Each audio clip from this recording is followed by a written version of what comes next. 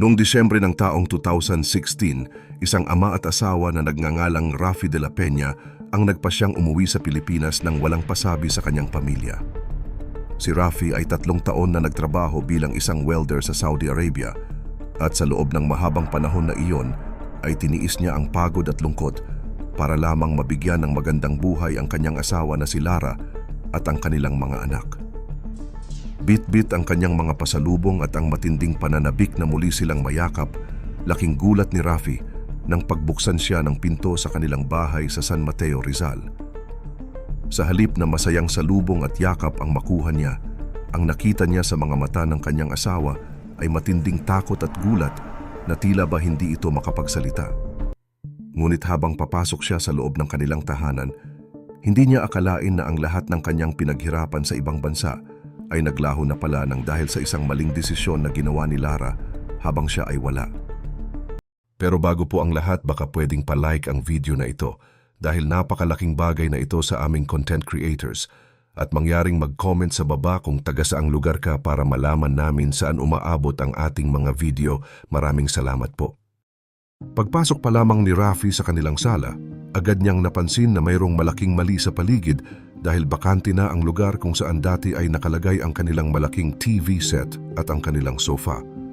Maging ang refrigerator na pinag-ipunan niya ay wala na rin sa pwesto nito at nang silipin niya ang kanilang kwarto ay lalo siyang nanghina dahil wala na rin doon ang mga alahas ni Lara at ang mga gadgets na ginagamit ng kanilang mga anak.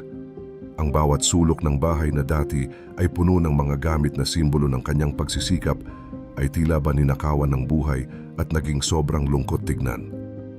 Hindi pa doon natapos ang sakit na naramdaman ni Rafi dahil nang suriin niya ang kanilang bank account na dapat ay savings nilang mag-asawa, natuklasan niya na halos wala na itong laman at baon pa si Lara sa napakaraming utang sa mga lokal na bangko at lending companies.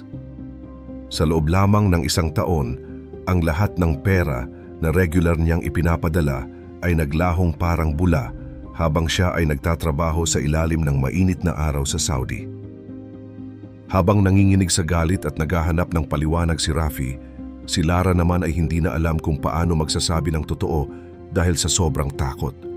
Ang lahat ng ito ay nagsimula noong mga unang buwan ng taong 2016 habang nasa ibang bansa pa ang asawa.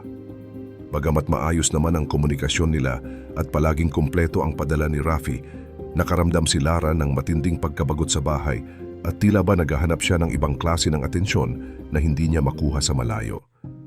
Sa paggamit niya ng internet, nakilala niya ang isang lalaki na nagngangalang Glenn na 29 anyos at taga Maynila. Si Glenn ay isang matipunong lalaki na may malakas na karisma, kaya naman mabilis na nakuha ang loob ni Lara sa pamamagitan ng mga nakakatawang usapan at mga papuri na matagal na niyang hindi naririnig. Ang simpleng pakikipagkaibigan sa simula ay naging mas malalim hanggang sa araw-araw na silang nag-uusap at naging sandigan na ni Lara ang mga mensahe ng lalaki sa bawat gabi.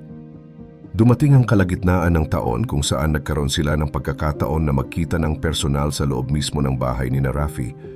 Isang gabi habang wala ang kanyang mga anak dahil sa isang sleepover, inimbitahan ni Lara si Glenn para makipag-inuman at makipagkwentuhan hanggang sa madaling araw. Dahil sa kapusukan at sa impluwensya ng alak, nauwi ang kanilang gabi sa isang ipinagbabawal na relasyon sa loob mismo ng kwarto na dapat ay para lamang sa mag-asawa. Sa sobrang pagod ay mahimbing na nakatulog si Lara sa tabi ni Glenn nang hindi iniisip kung ano ang magiging kapalit ng kanyang ginawa. Ngunit hindi niya alam na ang gabing iyon ang magiging simula ng isang malaking bangungot na sisira sa kanyang buhay at sa tiwala ng kanyang asawa. Kinabukasan matapos ang kanilang pagkikita, nagising si Lara sa isang tahimik at tila hinalughog na bahay. Wala na si Glenn at kasabay nito ay naglaho rin ang kanyang mga alahas, pera at gadgets. Nang subukan niyang tawagan ang lalaki, isang mensahe ang nagpalamig sa kanyang buong katawan. Hawak ni Glenn ang video ng kanilang pagtatalik. Gagamitin niya ito upang pangingilan si Lara kapalit ng pananahimik. Dahil sa takot na malaman ni Rafi ang kanyang pagtataksil, agad na nagpadala si Lara ng 30,000 piso nang hindi namamalaya na iyon pa lamang ang simula ng kanyang mahabang pagdurusa. Ang akala ni Lara na isang beses na bayad ay naging paulit-ulit na paniningil. Linggo-linggo ay may bagong demand si Glenn, minsan 10,000, minsan 15. Sa bawat banta na ipapakita ang video kay Rafi, mas lalong nalulubog sa takot si Lara. Unti-unti niyang sinalsal ang kanilang ipon sa bangko hanggang sa maubos ito. Hindi nagtagal, sinimulan na rin niyang ibenta ang mga gamit sa loob ng bahay, mangutang sa mga lending company, at palihim na ibenta ang maliit na lote ng pamilya. Lahat ay sa pag-asang titigil din ang lalaki. Habang tumatagal, naging bihasa si Lara sa pagsisinungaling kay Rafi tuwing tumatawag ito mula sa Saudi Arabia. Iniiwasan niya ang video call dahil hindi niya kayang tingnan ang asawa sa mata. Maging ang kanilang anak ay nadamay sa kanyang mga lihim. Pinalalabas niyang ibinibenta ang mga gamit dahil lilipat sila sa mas magandang bahay. Sa loob ng ilang buwan, halos wala nang naiwan sa kanilang pinaghirapan at maging ang mga kapitbahay ay nagsimula na ring magtaka sa unti-unting pagkawala ng laman ng kanilang tahanan. Sa kabilang banda, ramdam ni Rafi na may itinatago ang asawa kaya nagpasya siyang umuwi ng walang pasabi. Isang gabi nitong Disyembre, laking gulat ni Lara nang bumungad si Rafi sa kanilang pinto. Agad na napansin ng asawa ang malaking pagbabago, simot ang mga kagamitan at tila nilamon ng kawalan ang dati nilang maaliwalas na sala. Sinubukan ni Lara na magdahilan at sinabing na-scam siya sa negosyo, ngunit hindi naniwala si Rafi. Sa tindi ng galit, pinilit ni Rafi na paaminin si Lara hanggang sa tuluyan nang gumuho ang lahat ng kanyang kasinungalingan. Nang makuha ni Rafi ang cellphone ni Lara, doon niya nadiskubre ang buong katotohanan, ang pangingikil ni Glenn at ang pagtataksil ng asawa habang siya ay nagpapakapagod sa ibang bansa. Dahil sa tindi ng sakit, pinalayas ni Rafi si Lara sa harap mismo ng kanilang anak at ng mga matang nakamasid sa kanilang paligid. Sa sobrang kahihiyan, wala nang nagawa si Lara kundi umalis at umuwi sa kanyang mga magulang sa Laguna. Kinabukasan, agad na nagsampa ng kaso si Rafi laban kay Lara para sa lahat ng perang nawala at mga gamit na naibenta nito nang dahil sa ibang lalaki. Maging ang kanilang anak ay pinutol na rin ang ugnayan sa sariling ina dahil sa tindi ng galit sa ginawang pagtataksil nito. Samantala, hindi pa doon nagtatapos ang plano ni Rafi dahil gagamitin niya ang mismong cellphone ni Lara para matukoy kung sino ang lalaking nanira sa kanyang pamilya. Patuloy pa rin ang pagpapadala ni Glenn ng mga pananakot at mensahe para humingi ng pera nang hindi niya alam na ang kausap na pala niya sa kabilang linya ay ang mismong asawa na si Rafi. Gamit ang cellphone ni Lara, nagpadala ng mensahe si Rafi kay Glenn at sinabing may huling halaga siyang ibibigay kapalit ng pagbura sa maseselang video. Noong una ay tumanggi pa ang lalaki, pero dahil sa laki ng perang inalok, pumayag din ito sa huli. Agad na nakipag-ugnayan si Rafi sa mga autoridad at sa tulong ng PNP Anti-Cybercrime Group, ikinasa ang isang entrapment operation. Nagtakda sila ng pagkikita sa isang cafe sa Maynila kung saan ang akala ni Glenn ay si Lara ang kanyang makakaharap. Bandang alas 5 ng hapon noong Disyembre ng taong 2016, pumasok sa loob ng cafe ang isang lalaking pamilyarang mukha base sa mga larawang nakita ni Rafi. Bit-bit ang isang maliit na bag, umupo ito at sinagot ang text na ipinadala ni Rafi. Sa puntong iyon, mabilis na kumilos ang mga pulis para arestuhin ang suspek. Nang makumpiska ang kanyang cellphone, bumungad ang lahat ng usapan nila ni Lara pati na ang mga video na ginamit niya sa pangingikil. Dito na nabunyag na ang tunay na pangalan ng lalaki ay Virgilio Montalvo, isang 32 anyos na kriminal na may dati na palang mga kaso ng estafa at identity fraud. Ginamit lamang niya ang pangalang Glenn para makapanloko ng mga kababaihan sa social media.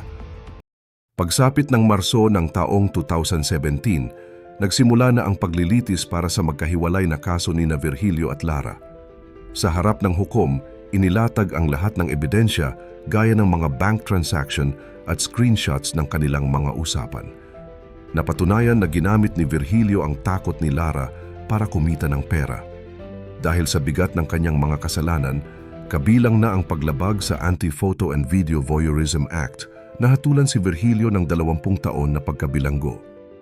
Sa kabilang banda, hindi rin nakaligtas si Lara sa mata ng batas.